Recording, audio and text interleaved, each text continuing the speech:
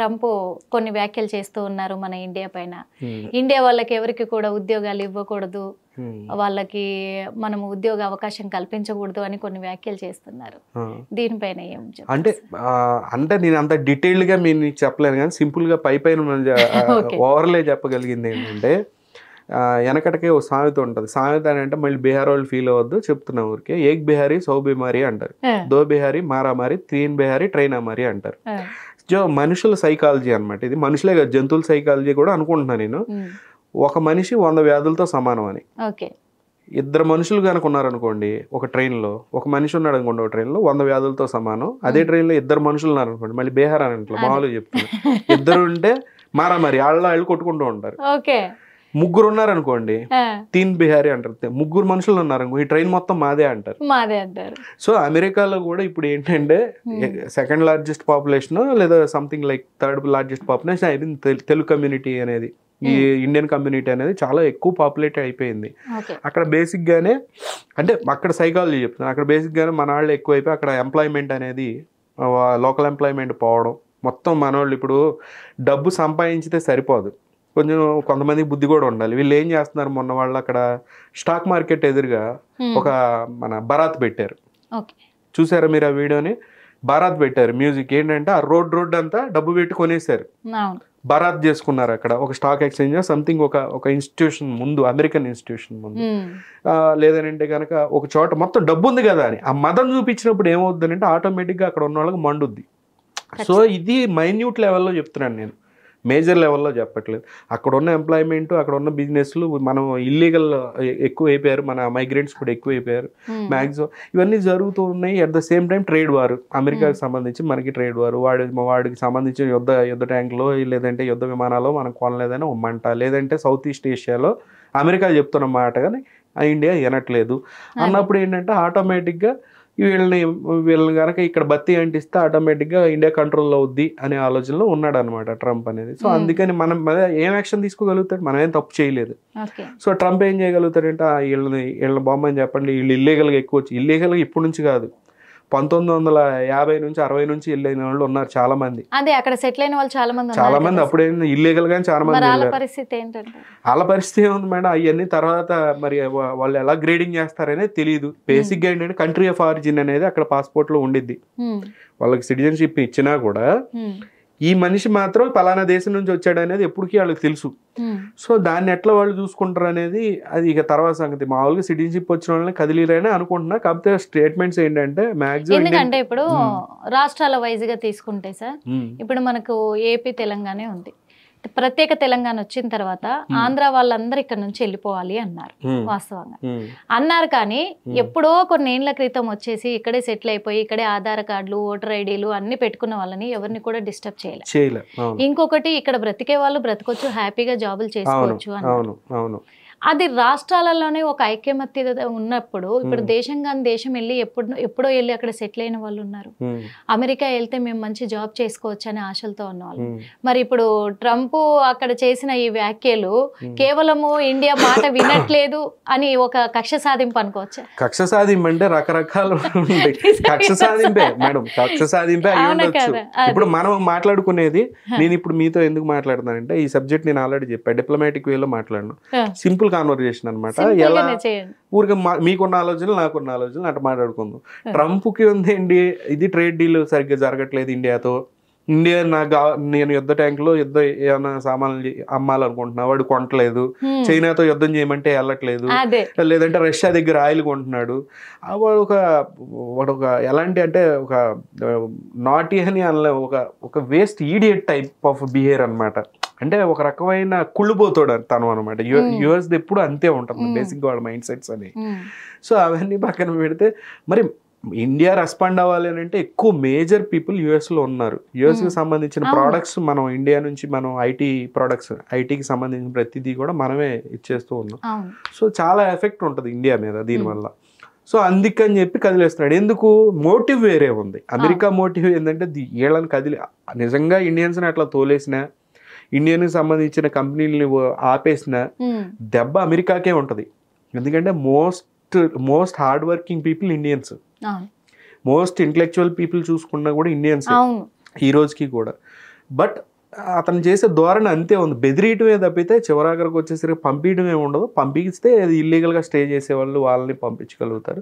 At the same time hate rate ఎక్కువ పెరిగిపోయింది madam ఇప్పుడు యాజ్ ఆఫ్ నో. అమెరికాలో కూడా మీరు చూసినట్లయితే ఒక లేడీ, తమిళనాడు లేడీ యాక్చువల్ చదువుకున్నా కూడా, మనం ఇప్పుడు బిఏ రోమన్ ఇన్ రోమ్ అంటారు. అమెరికా పోయినప్పుడు అక్కడ ఉన్న కల్చర్ని అడాప్ట్ చేసుకోవాలి. ఇప్పుడు మీరు ఇందాక అన్నారు కదా తెలంగాణ అని, ఇక్కడ అన్నీ ఉన్నా కూడా ఇక్కడికి వచ్చినప్పుడు ఇక్కడ లోకల్ కల్చర్ని అడాప్ట్ చేసుకోవాలి, లోకల్ లాంగ్వేజ్ మాట్లాడాలి, లోకల్స్తో కలవగలగాలి. ఆ మైండ్ సెట్తో ఉంటే వీళ్ళతో మింగిల్ అవుతారు ఎవరైనా. అట్లానే అమెరికాలో కూడా అలానే ఉండాలి. ఒక ఆవిడేమో ప్లేట్ తీసుకొని భోజనం చేస్తుంది ఎక్కడో ట్రైన్లో, ఒకళ్ళేమో మన వాల్మార్ట్కి వెళ్ళిపోయి ₹1,00,000 సామాన్ వేసుకొని తీసుకుని వెళ్ళిపోతున్నారు బిల్ చేయకుండా. ఒక ఏమో థ్యాంక్స్ గివింగ్ డే రోజు లోపల బయట చాక్లెట్లు పిల్లలకు పెట్టిన అవి తీసుకుని మారిపోతుంది. ఇట్లాంటివన్నీ కూడా ఇప్పుడు వీడియోస్ యాంప్లిఫై అవుతున్నాయి. సో అక్కడ ప్రజలు ఇండియన్స్ అంటే చాలా శాంతి కాముకులు, చాలా మంచి పీపుల్, చాలా హార్డ్ వర్కింగ్ పీపుల్ అని ఇన్ని సంవత్సరాల నుంచి అనుకుంటున్నారు. ఇప్పుడేమో వెధవ పనులు చేస్తా ఈ వీడియోలన్నీ కూడా ఎక్కువ పాపప్ అవుతుండేసరికి ఎక్కువ హేట్రేట్ స్టార్ట్ అవుతుంది. సో గవర్నమెంట్ అంటమే కాదు, ఫ్యూచర్లో మీరు చూడండి ఇదే రకంగా కనుక కంటిన్యూ చేస్తే, బుద్ధి లేకుండా ఒకడు రీల్స్ చేస్తూ మీరు చూసే ఉంటారు అమెరికాలో ఇట్లా వాళ్ళు చిరాకించుకుంటున్నారు. సో ఏషియన్స్ మెయిన్గా ఇండియన్స్ కూడా ఇంతే వెధవల్లా తయారయ్యారు. వాళ్ళ యాక్టింగ్ కూడా అంతే ఉంటుంది అక్కడ, వాళ్ళు చేసే పనులు కూడా అంతే ఉంటున్నాయి. సో కామన్ సెన్స్ లేని పనులు, రీల్స్ కోసం కామన్ సెన్స్ లేని పనులు అని చేయడం మూలాన కూడా ఈ హేట్రేట్ స్టార్ట్ అవుతుంది. ఆ వీడియో 1000 మంది 1,00,000 మంది చూస్తే 1,00,000 మంది అగ్నెస్ట్ అవుతారు కదా. సో ఇదేంట్రా బాబు ఇండియా ఇది కాదు, వీళ్ళంతా వేస్ట్ ఫెలోస్ అనుకుంటారు కదా. సో దానివల్ల కూడా ఫ్యూచర్లో ప్రమాదం ఉంది. చాలా మనం అవతల కంట్రీకి వెళ్ళినప్పుడు జాగ్రత్తగా ఉండాలి. అట్ ద సేమ్ టైం అక్కడ ఉన్న కల్చర్కి మింగిల్ అవ్వాలి. అక్కడ ఉన్న లోకల్స్తో మంచిగా, ఇంతకు ముందు 40 50 60 వెళ్ళిన వాళ్ళు ఎలా ఉన్నారు, వాళ్ళతో పాటు కలిసిపోయారు, వాళ్ళతో పాటు వాళ్ళ వాల్యూషన్ షేర్ చేసుకున్నారు. అలా ఒక కొత్త జనరేషన్ అనేది స్టార్ట్ అవుద్ది, ఒక కొత్త ఎవల్యూషన్ అనేది స్టార్ట్ అవుద్ది, కొత్త హ్యూమన్స్ అనే వాళ్ళు స్టార్ట్ అవుతారు, ఇండియో అమెరికన్ రేస్ అనేది స్టార్ట్ అవుద్ది. అంతే తప్పితే అక్కడికి వెళ్ళినా కూడా డిఫరెంట్గా మజ్జిగలో ఎలికలాగా తిరుగుతూ ఉంటే ఎవరికైనా చిరాకునే ఉంటుంది అనమాట. సో ఇవన్నీ ఉంటాయి అంటున్నారు. ట్రంప్ ఏంటంటే ట్రంప్ రేపు ఉంటాడు, వెళ్ళిపోతాడు 4 రోజుల తర్వాత ఇంకొక నెక్స్ట్ ప్రెసిడెంట్ ఏంటి మనకు ఫేవర్గా మాట్లాడవచ్చు. సో ఇవన్నీ జరుగుతూనే ఉంటాయి. సో మనం చేయాల్సింది ఏంటంటే అమెరికా వెళ్ళినా, ఆస్ట్రేలియా వెళ్ళినా ఇండియాని బలంగా పెట్టుకోవాలని చెప్తాను నేను. ఇక్కడ నుంచి వెళ్ళే ప్రతి ఒక్క వెధవ, చాలామంది మిలియనీర్స్ గురించి చెప్తున్నాను నేను. ఇక్కడ నుంచి వెళ్ళే ప్రతి ఒక్క వెధవ అంటే వెధవలో బిజినెస్ మెన్ల గురించి మెయిన్గా చెప్తాను. వెధవలో ఈ బిజినెస్ మెన్లు ఇక్కడ సంపాదించుకోవడం, స్టార్టప్ల పేరు మీద దుబాయ్ వెళ్ళిపోవడం, అమెరికా వెళ్ళిపోవడం, అక్కడ ఉండి స్టేట్మెంట్లు ఇవ్వడం, ఇండియా మురిక్ కంట్రీ, ఇండియాలో బిజినెస్లు చేయలేము, ఇండియాలో ఇంకోటి చేయలేము, ఏది ఇక్కడ సంపాదించి ఇక్కడ తిని వెళ్ళిన వాళ్ళు కూడా అలా తయారవుతున్నారు. కాబట్టి కొత్త జనరేషన్స్ ఏంటంటే మన ఇండియాని బలంగా పెట్టుకోవాలి. ఎక్కడికి వెళ్ళినా సరే ఇక్కడ రూట్స్ మర్చిపోకుండా ఇక్కడంటూ ఒక యాక్టివిటీ చేస్తూ ఉండాలి. చేస్తూ ఉంటే ఏంటంటే ఫ్యూచర్ జనరేషన్స్కి బాగుంటుంది అనేది చెప్తున్నా. That is our responsibility. అందుకని నేను ఎక్కువ చెప్పదలుచుకోలేదు. సింపుల్గా ఒక 1 word లో చెప్పండి సార్. అంటే ఈ ట్రంప్ చేసే వ్యాఖ్యలని మీరు ఏకీభవిస్తున్నారు? పట్టించుకోకర్లేదు. ట్రంప్ని నేను ఒకటి చెప్పను మేడం, ట్రంప్ని గెలిపించడానికి కారణం ఎవరు? ఇండియన్సే. సో ట్రంప్ హైడ్రాక్సీ ఎంత వెదవంటే ట్రంప్ చాలా క్లియర్గా కరోనా టైంలో, కోవిడ్ టైంలో హైడ్రాక్సీ క్లోరోక్విన్ టాబ్లెట్స్ అమెరికాకు కావాలి, ఇండియా అంత సప్లై ఇవ్వలేనని చెప్పింది. అప్పుడు ట్రంప్ ఇచ్చిన స్టేట్మెంట్ ఏంటంటే if India won't give us the hydroxychloroquine we may retaliate అన్నాడు. అంటే ఏంటి రిటాలియేట్ అంటే? రెండు అర్థాలు ఉంటాయి. రిటాలియేట్ అంటే మీ మీద యుద్ధం చేస్తాను అనేది అర్థం వస్తుంది, లేదనంటే మీద మేము శాంక్షన్స్ వేస్తా మీకు. ఇప్పుడు ట్రంప్ చేసే స్టేట్మెంట్స్ ఉన్నాయి కదా, మీకు నరకం చూపిస్తా, మీకు మొత్తం దేశాన్ని నాశనం చేస్తాం అనే వాళ్ళు వచ్చి మాట్లాడటం, ఇది రిటాలియేషన్ అంటే. అది అంటే మీరు హైడ్రాక్సీ క్లోరోక్విన్ మాకు ఇవ్వకపోతే మీ మీద రిటాలియేట్ చేస్తాను ఆ రోజే స్టేట్మెంట్ ఇచ్చాడు. ఏది ట్రంప్ మొన్న గెలవక ముందే కోవిడ్ టైంలో ఇచ్చాడు అని. అంటే ఎంత వెదవో తెలుసు కదా. గ్రీన్ కార్డులు, సిటిజన్షిప్లకు ఆశపడి మన ఎన్ఆర్ఐలు, ట్రంప్ వచ్చైతే ఇంకేం లేదు దేశంలో, ఇక నెక్స్ట్ ప్రెసిడెంట్ మనమే, ఇండియన్సే అవుతారు, మన తెలుగు వాళ్ళే అవుతారు అనే ఫీలింగ్లో దగ్గరుండి బైడెన్ యాక్చువల్గా కొంత నెగిటివ్ చేసినా ఎప్పుడు కూడా ఈ రకమైన స్టేట్మెంట్ లేదు ఇండియా గురించి.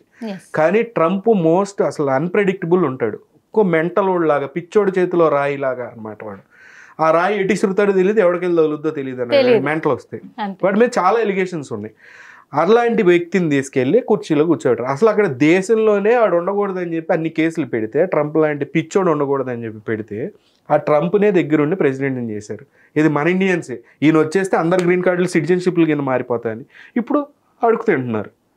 సో ఇప్పుడు ఇండియాకి వచ్చే నష్టమే ఉండదు, ఇండియా సెల్ఫ్ సస్టైన్ అవ్వగలదు. ఇండియాకి వచ్చి అమెరికా లేకపోయినంత మాత్రాన ఏమీ కాదు. ఇండియాకు ఉన్న ప్రజల్లో ఈరోజు డబ్బు ఉంటే ఓకే ఖర్చు పెట్టుకుంటారు, డబ్బు లేకపోతే పక్కింటోడికి కూడా తెలియకుండా కాముగా బతికే రకాలు ఇండియాలో ఉన్న ప్రజలు. మనం ఇంట్లో డబ్బు లేకపోయినా తినడానికి తిండి లేకపోయినా పక్కింటి వాళ్ళకి కూడా తెలియదు. ఇండియా వాళ్ళకున్న ఆత్మగౌరవం అది. సో మనకేం ప్రాబ్లం కాదు. అమెరికా పోయింది ఇంకో 10 సంవత్సరాలు ఎవడో మనకి ఏ దేశం హెల్ప్ చేయకపోయినా పర్లా, మనం పండించుకొని తింటాము.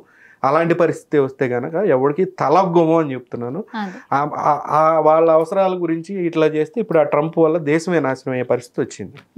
సో అది నేను చెప్పదలుచుకున్నాను. మనం చేసుకున్నాయి అవన్నీ.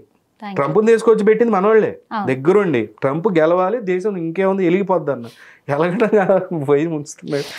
ఎలగడం కాదు, ఇప్పుడు ఇండియన్స్ కి ఉద్యోగాలు ఇవ్వద్దు అనే దాకా అదేగా కోరుకుంది. మనోళ్ళు తెలుసు కదా, పోయి ఎవరిని తీసుకురావాలో వాళ్ళని తీసుకొస్తారు, అదే చేసుకున్నారు. అది వాళ్ళని ఎత్తి మీద వాళ్ళే చేయబెట్టుకున్నాం. భస్మాసురుడి కదా. అంతే. హిట్ టీవీ యాప్, ఇందులో short news, live news, entertainment shows, movies, digital magazines తో పాటు మీ జిల్లా వార్తలను కూడా ఫ్రీగా చూడొచ్చు.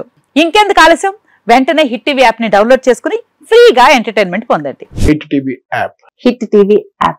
Please download hit TV app. Hit TV app ని ఫ్రీగా డౌన్లోడ్ చేసుకుని ఎంజాయ్ చేయండి. మీకు నచ్చిన ఎంటర్టైన్మెంట్ కోసం హిట్ టీవీ యాప్ ని ఫ్రీగా డౌన్లోడ్ చేసుకుని ఎంజాయ్ చేయండి. హిట్ టీవీ యాప్ ని డౌన్లోడ్ చేసుకుని ఆస్వాదించండి, ఆశీర్వదించండి. ఇంతమంది సెలబ్రిటీలు హిట్ టీవీ యాప్ ని డౌన్లోడ్ చేసుకోండి అని చెప్తున్నారంటే ఎంత మంచి యాప్ ఆలోచించండి. అమెరికా అమెరికా అమెరికా అమెరికాలో చదవాలనుకునే వాళ్ళకి విశ్వసనీయమైన పేరు మన శౌర్య కన్సల్టెన్సీ. UK లో 1 year masters, UK లో 1 year masters, 2 years work permit up to 5 years visa. Contact Saurya Consultancy. Contact 89851 89851.